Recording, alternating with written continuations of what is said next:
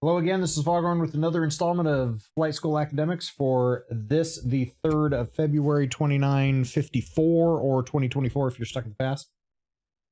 This presentation is an ongoing series of academics for the members of the Aurora Republic, the premier role-playing organization in Star Citizen. If you are new to the Aurora Republic or visiting us for the first time, let me start by saying welcome. We're glad to have you with us. Love to hear from you if you're interested in hearing more from us. We're a lawful good organization focused on roleplay exploration and social interactions, are currently active in recruiting on Spectrum and Gilded.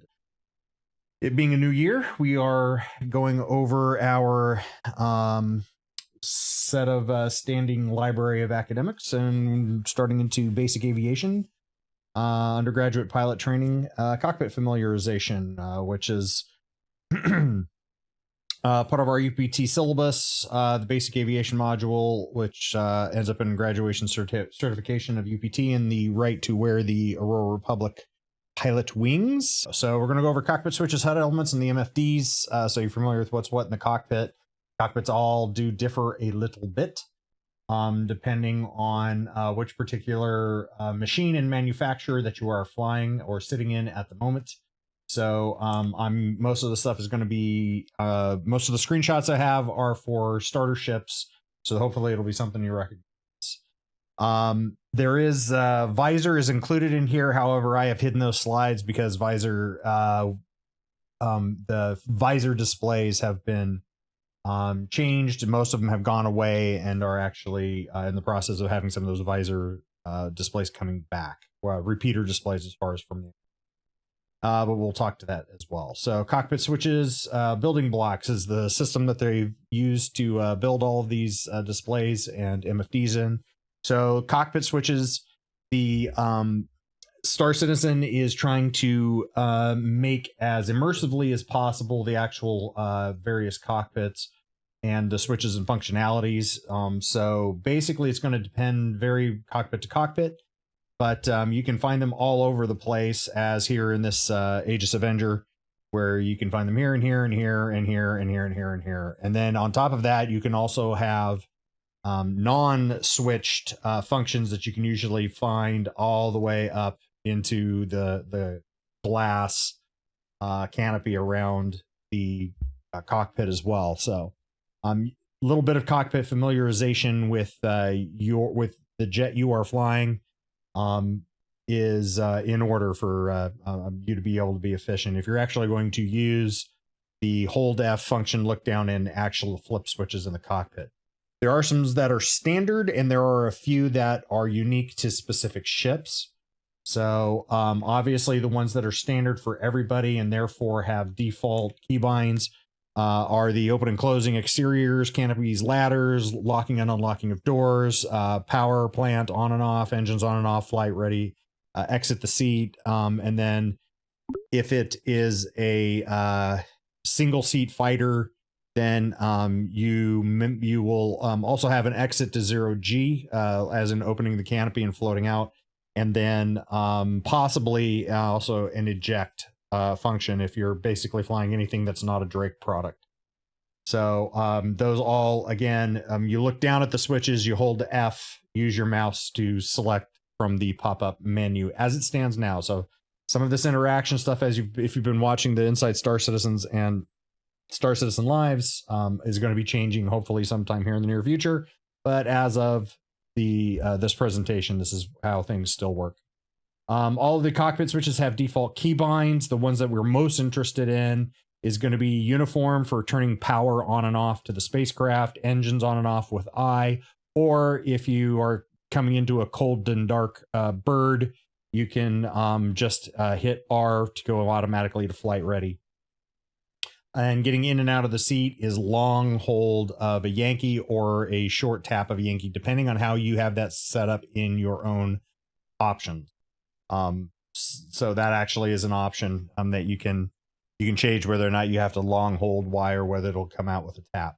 The heads up displays were all just recently we worked, and by recently I mean 1 year to a year and a half ago. And all of the HUDs in the game are now in their new bespoke canvas slice system. So your IFCS controls in your HUD are displayed basically in the lower left, extreme lower left of the outer portion of the HUD and the lower right of the inner portion of the HUD.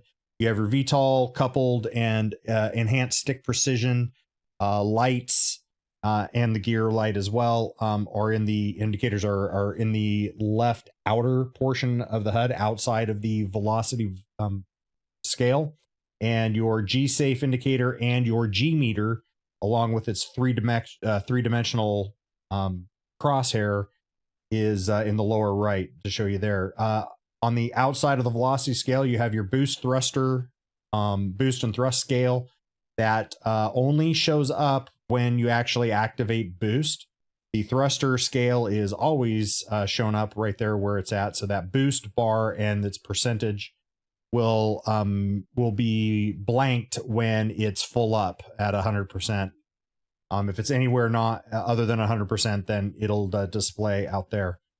Your velocity scale is on the left side of sort of the main HUD viewing area.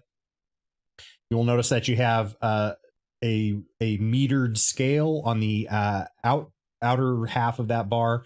On the inside, you'll see a 2-color vertical bar that'll demonstrate basically where SCM is in the lower, in this case, this being a Consolidated Outlands Mustang, which has sort of an orange HUD theme. The orange portion in the lower half is your standard cruise mode, SCM, or standard space combat mode, depending on who you ask. And then the red bar above is when you're exceeding that out into the area where you're going to start losing maneuverability as you gain faster and faster speed. On the right side of that 2-color bar, you'll see a square, and that is your thrust limiter when you have that, or excuse me, your speed limiter when you have that enabled. If you are coupled and you have that enabled, then you can set that up and down with the scroll wheel on your mouse as default, and that is the maximum speed that the IFCS will allow you to accelerate up to, so that way you can have some speed control. There will be a small caret that will move up and down that scale up to and not above the square that represents the speed limiter, and that is your actual current velocity in graphically. Plus the metered scale on the left will scroll up and down, and there is a square or a rectangle around at the center position that will read the actual digital readout for your velocity, for your spacecraft's current velocity. That tells you actual speed, because it does not tell you which direction you're moving. You have to look for your velocity vector, which I will show you that in a moment. Across the top, you get your emissions indicator. Depending on how you have your options set, these can be done either graphically or also have numerical data. As you can see in this manner, I have the numerical data turned on, so you can see exactly how much heat on the left, cross-section in the center, and electromagnetic signature you are giving off is over on the right. Come on. Beneath that is the heading scale, which does work both in space and in planet. And when you basically, when you touch atmosphere, that is where the heading scale will now reference to the planet or moon that you are now on. In the center, you'll have your bore sight cross, or your gun cross, as it's called.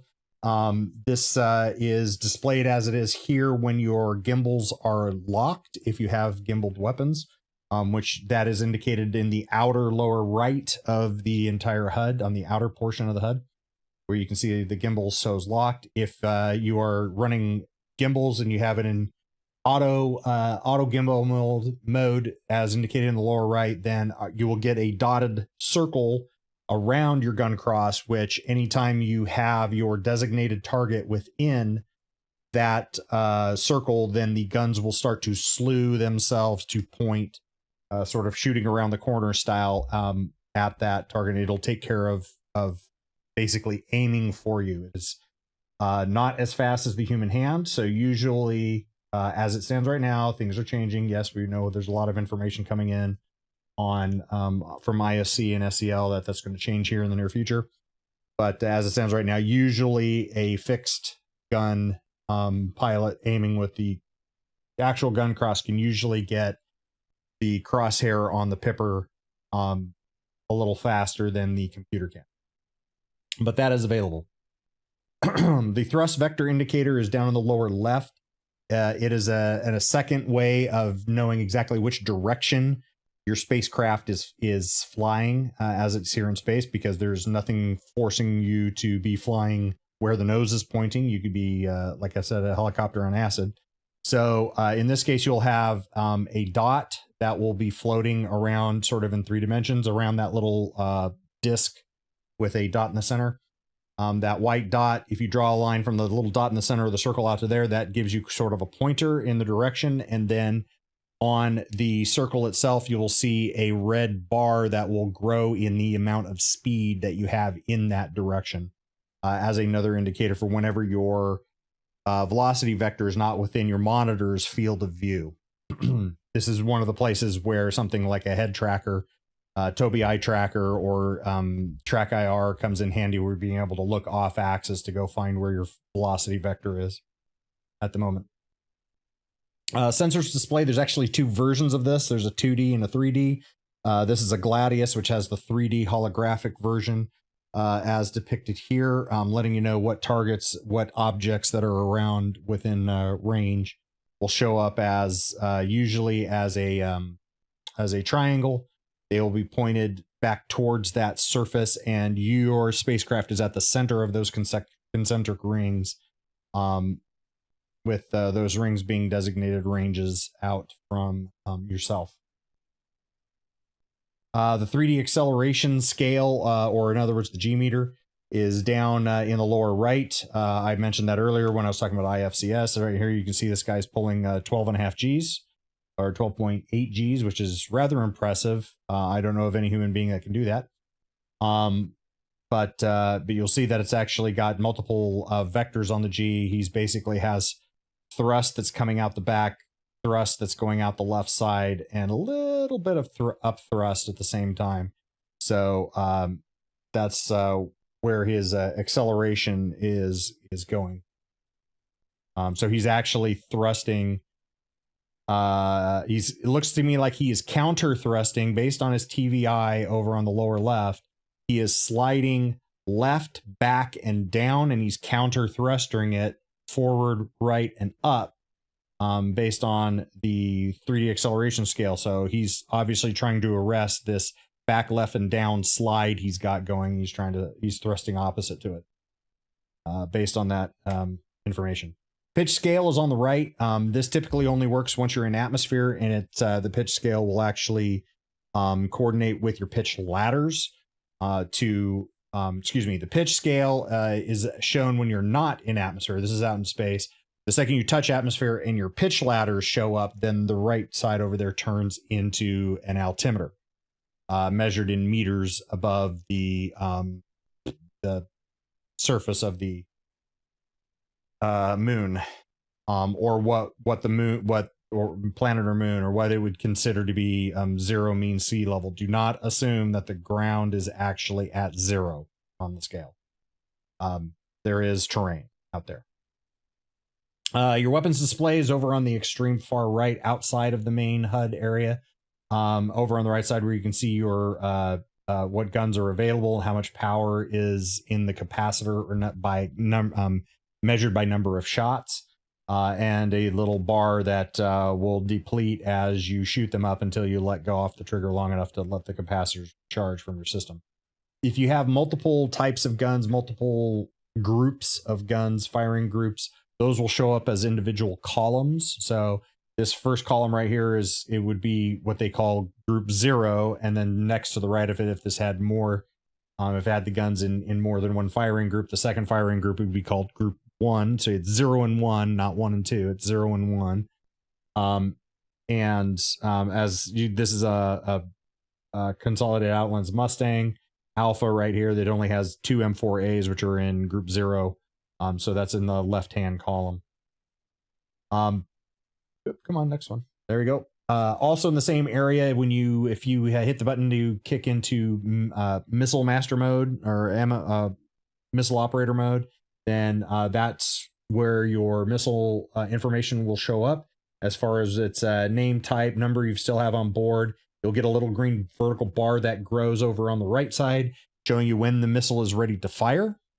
The salty mommy. Hello, the salty mommy. Don't know where MVEC is. And then over on the left side of that area, you will see a range scale. On this particular case, says 1 kilometer to 10 kilometers. That range scale will vary by which missile type it is, which exact specific missile model it is, because they have different ranges and that sort of stuff. And if you have a target designated with your sensors, then a caret will come up to show you along that scale where that target is within that range bracket. So you know whether you're in range, out of range, you're min range, inside of min range, all that sort of stuff. So you know when you can, one of the many things that will let it rip. You will also see that you get a pretty large circle around the gun cross when you get your designated target within that. Then the missile lock will start counting in, sort of old 1980s Top Gun style, and that ring will shrink down to a certain point around the target area.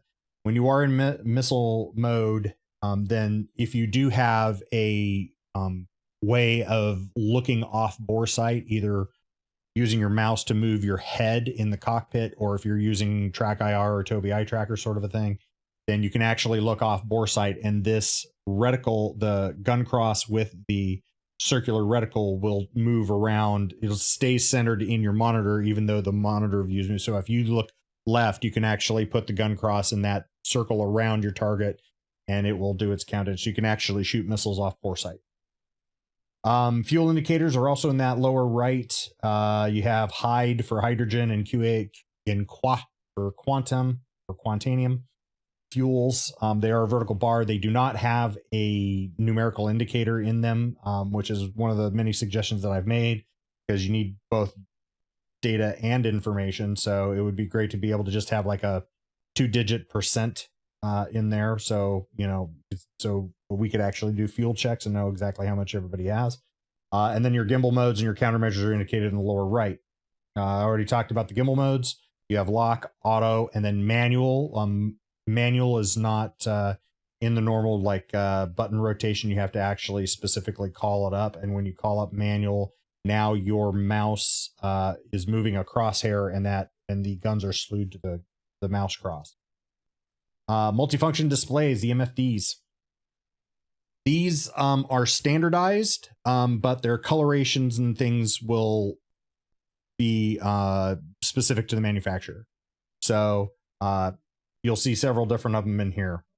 Here's a typical layout showing 5. They could have one display per screen, or you could have conglomerated displays similar to the way the Mustang does, where it has 5 different displays. It's a permanent center display with 4 configurable displays around the outer side, but it's one flat panel. So here's the other sensor display I told you about. This is the 2D one right there, which would have circular blips. And what this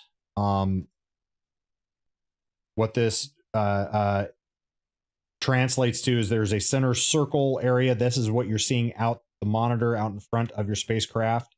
And these, so you have to think of it like you're sitting here looking at the center, and this is a sphere that is around you. This is what's up and above. This is what's above you, to the right, to the left, and underneath.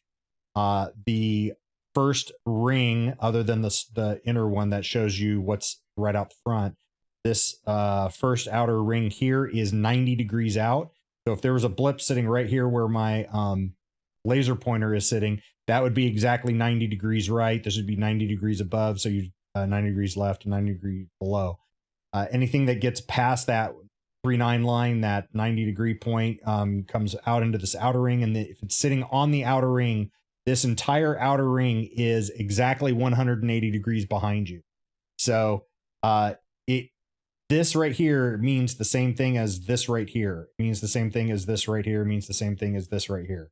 Okay. A blip anywhere on that circle is dead 6, directly behind you. So this is why you can see blips will get crazy and go whipping around this outer ring with just the slightest amount of movement on you or them, as your computer tries to figure out, okay, is he just If he's 1 degree a little bit over on to my right of my dead 6, then that blip will be off, just barely off of that ring on the appropriate side. The second they come out from dead 6 anywhere, whether it's you kick your tail to move them out or they fly out from under it, then they will pop out on the appropriate spot.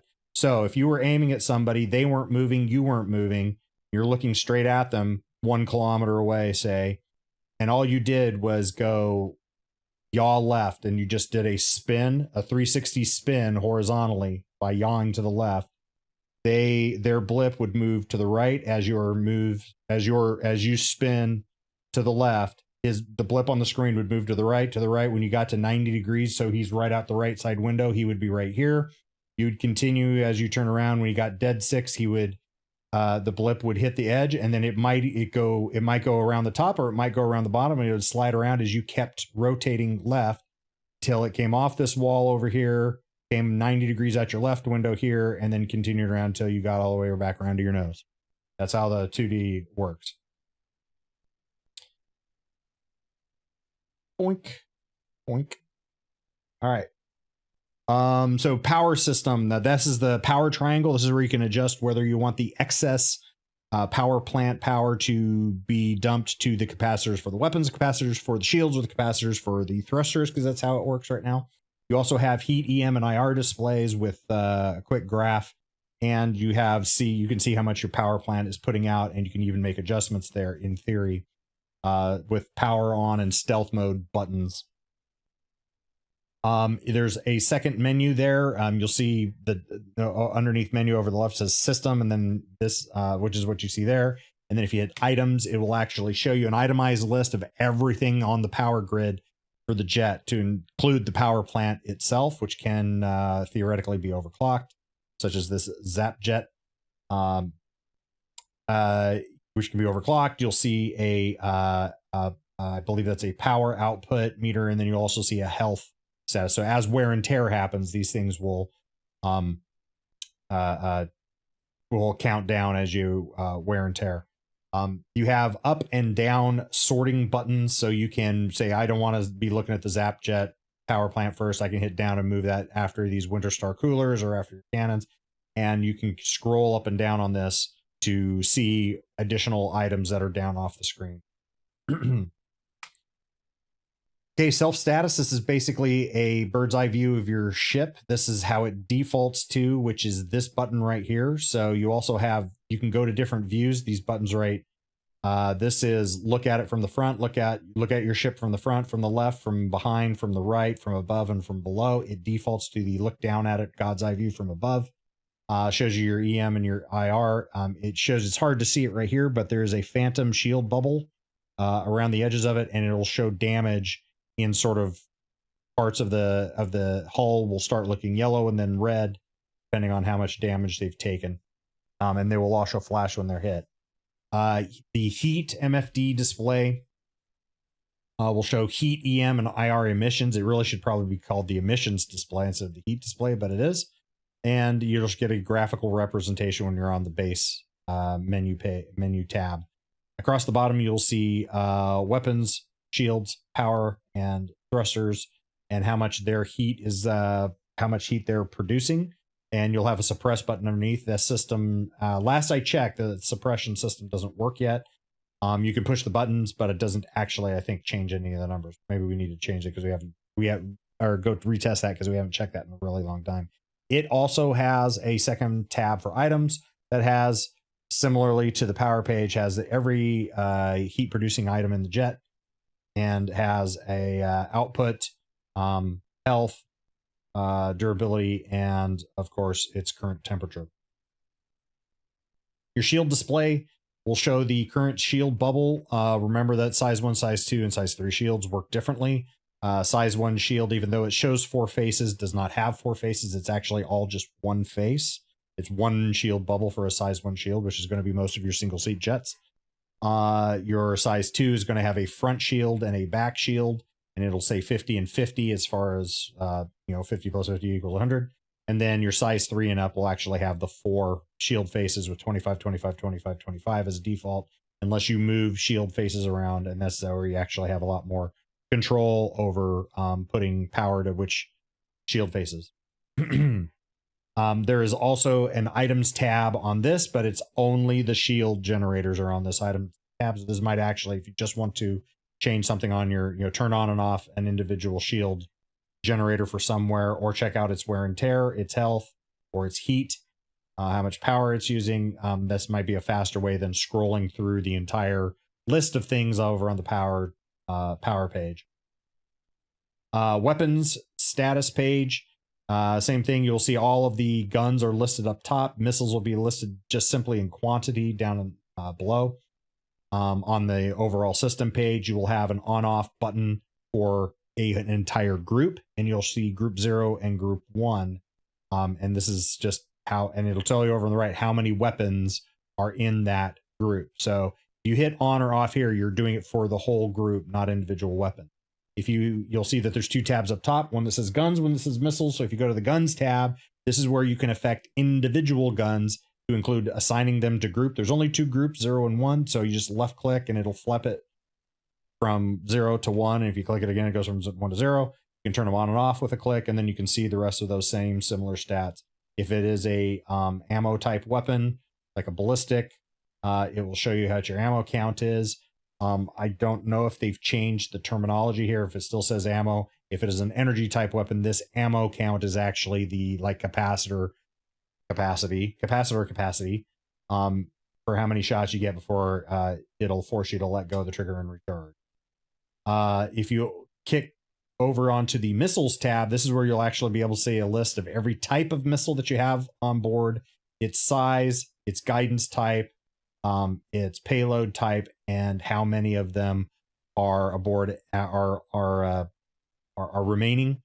And you do have a priority triangle button, which basically just lets you order which ones you want to have come up first. So right now, right now, if you're in normal mode and you kick over into missile mode here in this, I believe this is an anvil arrow, then the Dominator 2 is going to be the first missile to come up, and then you can hit the button to missile step over to the other one, and depending on, and it just rotaries through however many types of missile weapons you have aboard.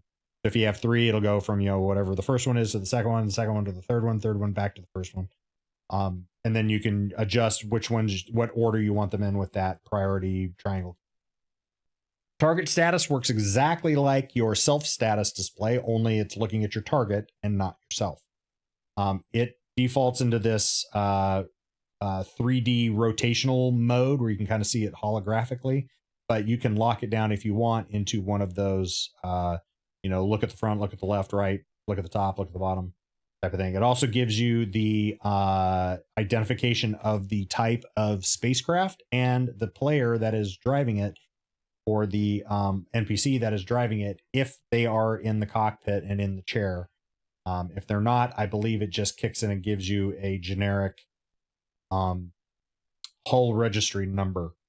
You can also see distance. You can see their EM and IR emissions, and then there's now a key, if you were going to physically do it, a button to hit if you wanted to hail that target. The communications page, here's the last one, and this thing is populated first by your friends list, and then by proximity for what's around you, and the stuff that's in proximity is always put up at the top. So whenever you're coming into or leaving any sort of a landing area, landing zone, space station, local area, if it has air traffic control, the air traffic control will always be on that first line, unless you are in a conversation with somebody via the ship's communication system. Then that person that you are talking to will be up here first. They will have, if they are online, you will have a distance to them if they are obviously online and in your server. And then you'll have a little Wi-Fi symbol. That's the transmit that's to call them. That's the button you hit to do that. If it has the circle with a slash through it, that means that person is not online. So it means you can't call them. And then the QT button is supposed to be a fast way for you to set a quantum travel point to that person, like you would do if you hit F2 and went into your star map. and selected your that person to quantum travel to, this button I do not believe works. And that is a fast and dirty on all of the stuff in the Cockpit. That wraps up this installment of Academics of Foghorn. Hope you found it interesting and helpful. If you have any questions I didn't answer, or then please feel free to contact me via email, Gilded Spectrum, or of course, comment section below if you're watching this later. I'll answer it to the best of my ability, and as soon as I see it, hit those follow and subscribe buttons as appropriate. Comment your comments in the comments. And you can find out more information about the Aurora Republic at aurorarepublic.space, or of course on Spectrum at Robert Space Industries /org/Aurora Rep. I'll see you next time. Foghorn signing off, wishing you a very pleasant remainder of your morning, afternoon, and evening. Thank you so very much for watching.